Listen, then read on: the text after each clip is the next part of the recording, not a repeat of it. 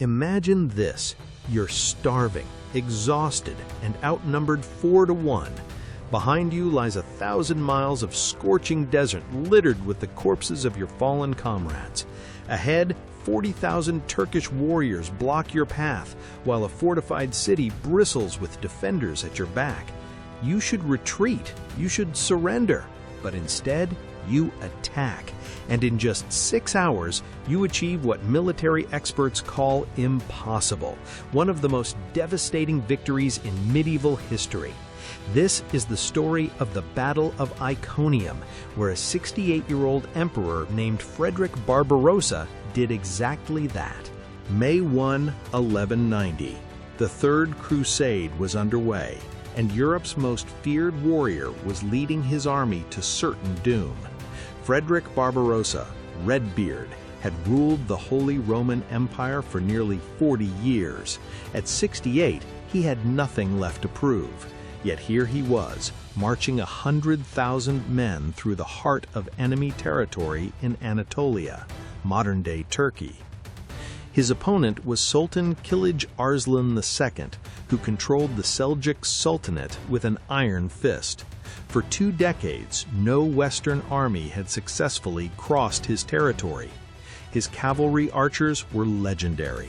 They could fire arrows while galloping at full speed, striking like lightning and disappearing like smoke.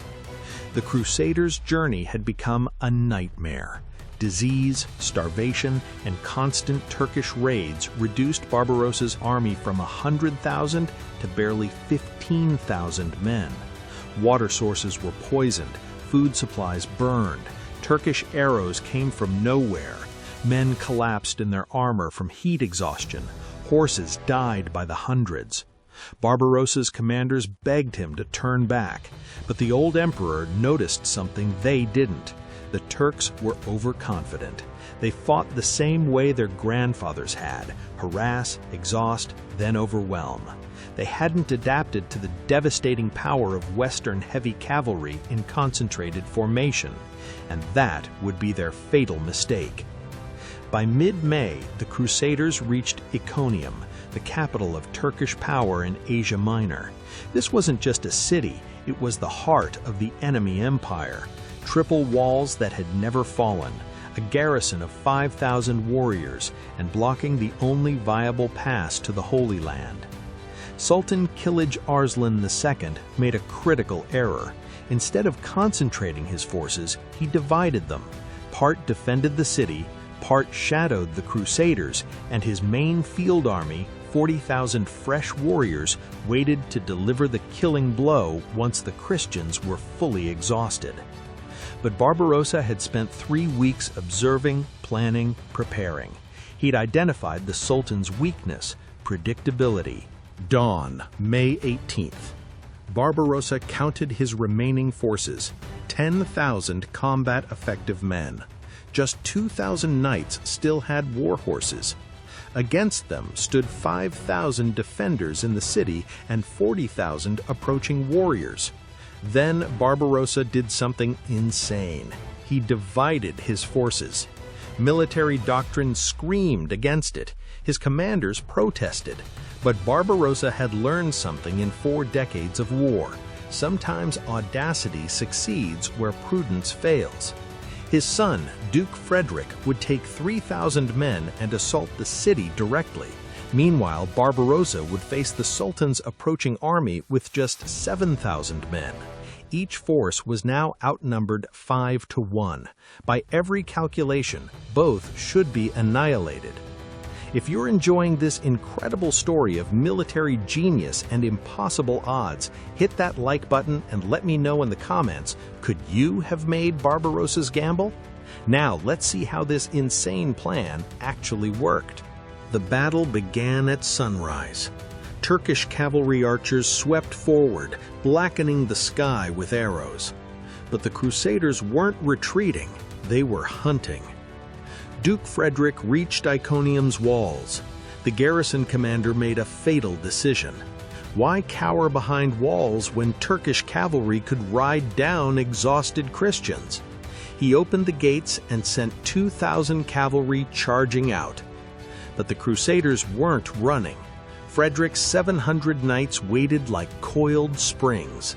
When the Turkish cavalry hit disciplined infantry squares and crossbowmen, their charge faltered. Then Frederick's knights struck like a thunderbolt. 2 miles away, Barbarossa played his deadly game. The Sultan's 40,000 warriors arrived, drums thundering, war cries echoing. They saw exhausted Crusaders barely able to stand. Victory seemed certain. The Turkish attack began. Wave after wave of cavalry archers swept forward, releasing 30,000 arrows in the first 10 minutes. The Crusader line bent, but didn't break. Shields locked, men fell, gaps filled. But casualties were mounting, and the wings began to buckle. At exactly noon, Barbarossa sprang his trap. Trumpets sounded. The Crusader center opened like a gate. From within emerged 500 fresh knights on powerful war horses, the Imperial Guard. They'd been hidden, kept in reserve, given extra rations hoarded from human supplies. They formed the ancient Germanic wedge formation, a spear point of steel and horseflesh. The Turkish cavalry, pressed close for the kill, suddenly had no room to maneuver. They'd been lured exactly where Barbarossa wanted them. "God wills it!" The battle cry erupted as 2,000 Crusader knights joined the charge. The impact was catastrophic. 2,000 tons of steel and flesh thundering down at 30 miles per hour. Each knight in full plate armor hit with the force of a modern car crash. Multiply by 500. Turkish lances shattered, bodies flew, the line disintegrated in 7 seconds. What followed was pure momentum physics. The wedge punched through, shattering Turkish cohesion. Panic spread like wildfire. Elite troops who'd never fled threw down their weapons. When Barbarossa himself charged at the Sultan's green banner and it fell trampled under Crusader hooves, Turkish morale shattered completely. The Sultan abandoned his army and fled east. Meanwhile, Duke Frederick's forces burst from Iconium's eastern gates just as fleeing Turks from the field battle reached the city. Trapped between two Crusader forces, the Seljuk army faced annihilation. What followed wasn't a battle, it was an execution. Conservative estimates placed Turkish dead at 9,000. Some chroniclers claimed 40,000. The truth probably lies between. 15,000 to 20,000 warriors died in 6 hours. Crusader casualties? Fewer than 500 dead. 40 Turks died for every Crusader. Medieval battles rarely saw such lopsided results.